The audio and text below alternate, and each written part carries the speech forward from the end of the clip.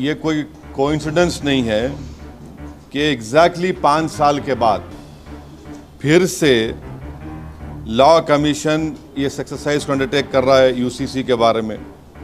माने क्लॉकवर्क की तरह हर जनरल इलेक्शन से 5-6 महीने पहले भारतीय जनता पार्टी इस इशू को उठाती है यूसीसी को, और मकसद एक ही है कि एटमॉस्फेयर को विशिएट करना, पोलराइज करना इलेक्टोरेट को, ताकि आने वाले जो 2024 के चुनाव है उसमें उनको कोई सियासी फ़ायदा मिल सके।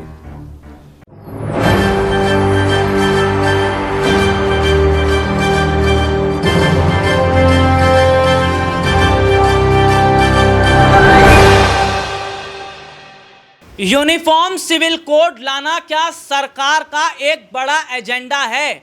यूनिफॉर्म सिविल कोड लाकर क्या सरकार केवल एक धर्म को टारगेट कर रही है? यूनिफॉर्म सिविल कोड अगर सरकार लागू कर देती है तो क्या एक विशेष समुदाय को इसका बड़ा झटका लगेगा?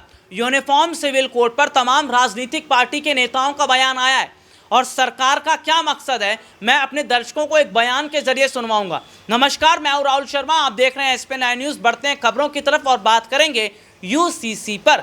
यूनिफॉर्म सिविल कोड यानी कि समानता का अधिकार। देश के प्रधानमंत्री नरेंद्र मोदी ये कहते हैं कि यूसीसी अगर आ जाएगा तो एक देश में एक कानून, एक अधिकार रहेगा।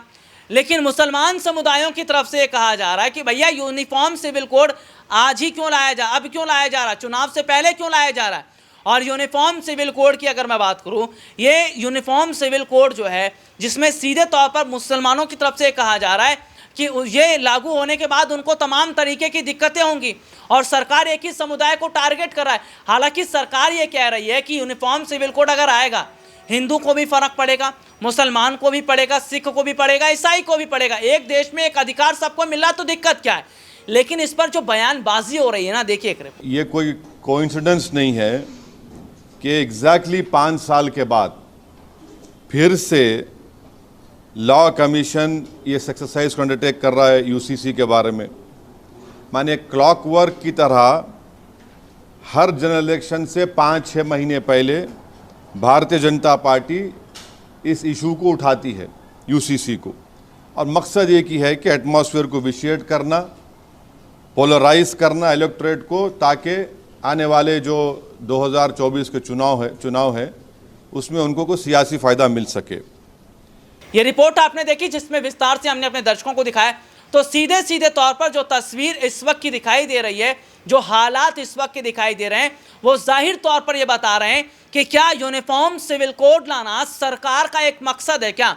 और अगर मानसून सत्र में यूनिफॉर्म सिविल कोड लागू हो जाता है तो क्या वाकई मुसलमानों को बहुत बड़ा खतरा रहेगा? हालांकि ये कहा जा रहा है कि अब देश के राष्ट्रपति को इस मुद्दे पर बोलना चाहिए क्योंकि उनकी कोई प्रतिक्रिया नहीं आई है। तो क्या अब देश के राष्ट्रपति को भी इस पर चुप्पी तोड़नी पड़ेगी? और अगर चुप्पी तोड़ते हैं तो क्या ऐसा तो नहीं कि देश के राष्ट्रपति इसको लागू ही ना होने दें?